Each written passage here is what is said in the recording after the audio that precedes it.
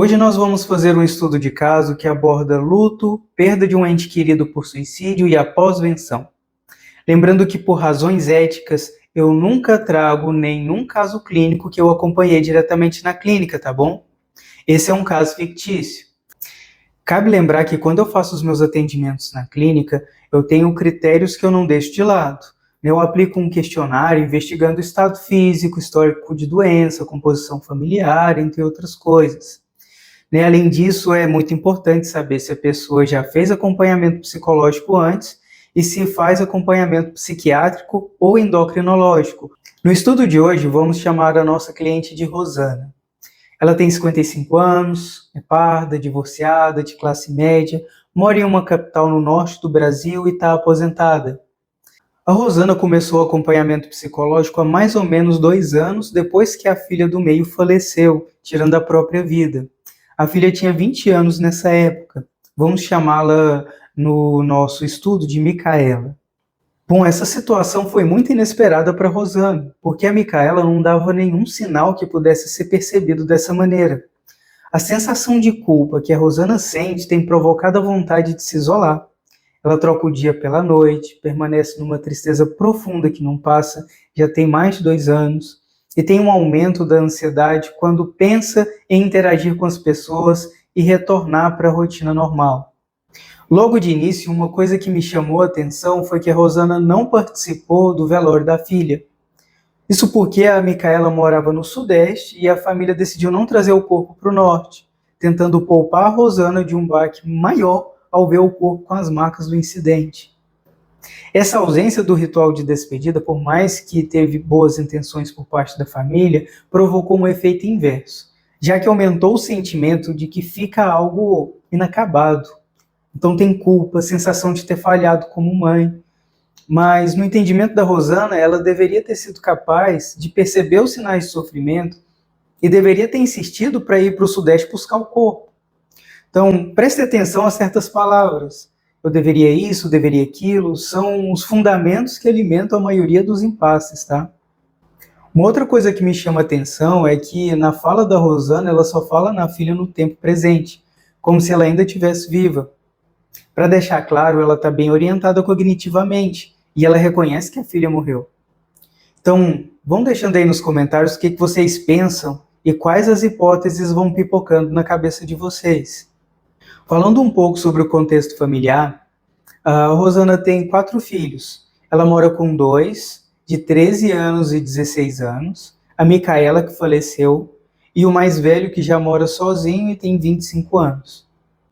A Rosana perdeu o pai há 10 anos e a mãe há 4 anos. Então, em uma década, ela perdeu os pais e agora um dos 4 filhos. Então, veja bem, abrindo aqui um parêntese, ela perdeu os pais e agora um dos 4 filhos. Então, ela não tem mais ninguém da família nuclear de origem, já que ela é filha única, e se a gente considerar que ela se separou há 3 anos, podemos ter uma noção de como que os sintomas atuais são reforçados com crenças de instabilidade quanto à permanência das pessoas na vida dela.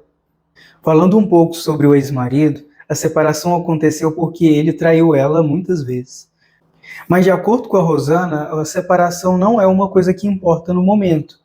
O luto pela filha, o que está pesando mais. Ela até se entristece quando a gente fala nos pais, mas não alimenta muito as perguntas sobre o casamento ou sobre essas perdas. O que mais pesa hoje é a perda da filha. Então vamos falar um pouco sobre hipótese diagnóstica. Ali, tendo como base o DSM-5-TR, temos uma ênfase que o luto só é considerado transtorno quando ele é persistente e incapacitante. Então vamos diferenciar uma coisa da outra. Uma coisa é um luto típico e outra coisa é um luto patológico. O luto típico pode se prolongar e provocar dor psicológica a longo prazo? Pode. Porém, a pessoa não vai ficar o dia todo concentrada nesse estado. Outra coisa, o luto normal vai provocar tristeza intensa? Também pode acontecer. Porém, a pessoa vai conseguir alternar com momentos de alívio, produtividade e bem-estar. Pode oscilar? Pode sim, mas a tendência é que com o passar dos meses tenha uma acomodação desse acontecimento, tá? Agora vamos falar um pouco sobre o luto patológico. Ele vai acontecer quando temos uma perturbação no senso da identidade, dor emocional intensa e incapacitante por mais de 12 meses em adultos ou 6 meses em crianças. Quando o DSM-5 fala de ficar incapacitado, a gente está falando da perda da capacidade de se engajar no trabalho, de cuidar da própria higiene, abandono do lazer, estudos ou participação social. Além disso, a gente vai ter um estado de apatia, solidão intensa, mesmo acompanhado por outras pessoas, e perda do sentido da vida. Além disso, é difícil para a pessoa aceitar a morte com pensamentos que se repetem em relação à negação do acontecimento, simulação mental de como poderia ter sido evitado, enfim. Nesses casos, o diagnóstico vai servir para a pessoa ter acesso ao afastamento, licença e direito a tratamento nos planos de saúde. Enfim, quem é avesso ao diagnóstico se lembra que você precisa disso para encaminhar a pessoa para outros profissionais e para garantir direitos. Mas voltando ao caso da Rosana, a gente pode considerar que é um luto prolongado, já que tem mais de 2 anos. Depois da morte da filha dela, ela começou a se isolar, evita sair, passa o dia todo dormindo e fica acordada à noite, perdeu o sentido em qualquer atividade, tem uma tristeza contínua na maior parte do tempo e está com uma coisa que a gente chama de ruminação de pensamento negativo. Ou seja, ela se senta ou se deita para pensar, recordar momentos com a filha, se julgar, pensar em como teria sido diferente se ela tivesse percebido os sinais e por aí vai. Então, no caso da Rosana, a gente tem sim elementos suficientes para levantar essa hipótese. Em casos como o da Rosana, tem uma coisa que a gente precisa dar muita atenção, que é o luto por suicídio. Então, aqui cabe o que a gente chama de pós-venção, que é o cuidado com quem sobrevive à perda de um ente querido. Então, a pós-venção inclui acolhimento, suporte emocional, estratégia de prevenção de novos suicídios, inclusive dentro da rede familiar. Então, é prudente ter telefone de contato das pessoas de confiança e até o endereço do cliente, no caso de ter algum risco iminente e você precisar chamar os bombeiros. Além disso, cabe a gente estimular o nosso cliente a compartilhar pensamentos de autoextermínio com alguém que esteja ali por perto, de preferência alguém que consegue escutar sem julgar. Além disso, a pessoa ajuda a ficar de olho, ajuda com medidas de prevenção, dificultando o acesso aos meios pelos quais a pessoa poderia atentar contra a própria vida. Quanto ao manejo clínico, a primeira coisa é oferecer um espaço seguro para a expressão do sofrimento. Aqui a gente vai sustentar o silêncio e validar aquilo que está chegando para a gente. Na minha experiência com pessoas que estão de luto, eu noto que na maioria das vezes a rede de apoio quer que o sofrimento passe logo, querem resolver o luto da pessoa como se fosse um passe de mágica. Com isso, eles acabam inibindo ela de falar o que ela precisa. Uma outra coisa é que se a pessoa está num sofrimento muito intenso e não está conseguindo fazer a manutenção da higiene pessoal, dormir, comer, se exercitar, ou o contrário, está com compulsão alimentar, dormindo demais, trabalhando demais, é fundamental encaminhar para um psiquiatra. Uma das coisas mais importantes que eu aprendi ao longo da minha carreira é que eu não posso trabalhar sozinho. Se eu percebo que a pessoa está precisando de um profissional de uma outra especialidade, seja um médico, um nutricionista, um nutrólogo, um endocrinologista, um psiquiatra, a gente tem que encaminhar. Dessa maneira, a gente reduz até o índice de evasão do tratamento.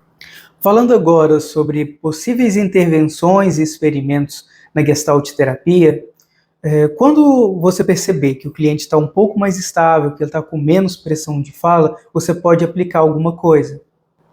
Por exemplo, quando a pessoa ela começa a manifestar que gostaria de ter dito alguma coisa, que gostaria de ter se despedido, que queria sonhar para contar alguma coisa, para conversar, você pode usar de algumas visualizações guiadas.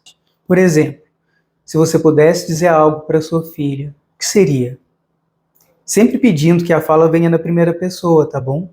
A partir disso, podemos ir evoluindo com o uso da técnica da cadeira vazia, a visualização da filha, experimentos com falas de despedida, pedidos de perdão, expressão de amor. Mas atenção, tudo isso dentro do tempo e das manifestações de desejos dessa cliente.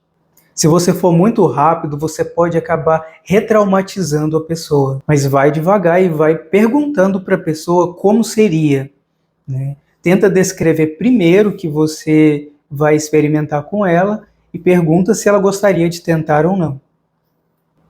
E antes das visualizações, eu recomendo construir com ela um lugar seguro. É um recurso de visualização que possa ser acionado em momentos de estresse agudo, que podem acontecer dentro ou fora da sessão. Agora, voltando às possibilidades de intervenção, precisamos considerar a rotina da Rosana e as possibilidades de ocupação. Como a Rosana inverteu o dia pela noite, ela não tem muito o que fazer nesses horários. Por isso, é tão fácil entrar na ruminação de pensamentos negativos e na culpa. Aqui a gente pode propor ajustes na rotina que já estejam dentro daquilo que já seja conhecido por ela. Por exemplo, coisas que ela já experimentou, gostou, mas acabou abandonando. Por exemplo, voltar a cuidar da própria casa, na regulação do sono, se exercitar, pintar, tricotar, trabalho voluntário, frequentar a comunidade religiosa, se caso ela tivesse hábito. Em casos como o dela, que tem alteração de humor, a primeira coisa que eu proponho é a adoção de atividade física, ajuste na alimentação e na regulação do sono. É um tripé que eu não abro mão. Outra coisa relacionada a pessoas que estão de luto, e eu vejo com muita frequência, é a crença de que o sofrimento contínuo é uma forma de honrar quem faleceu. Elas veem que assim elas vão manter viva a memória da pessoa. Sofrer seria uma forma de manter nitidez na imagem delas. O medo de esquecer é muito frequente.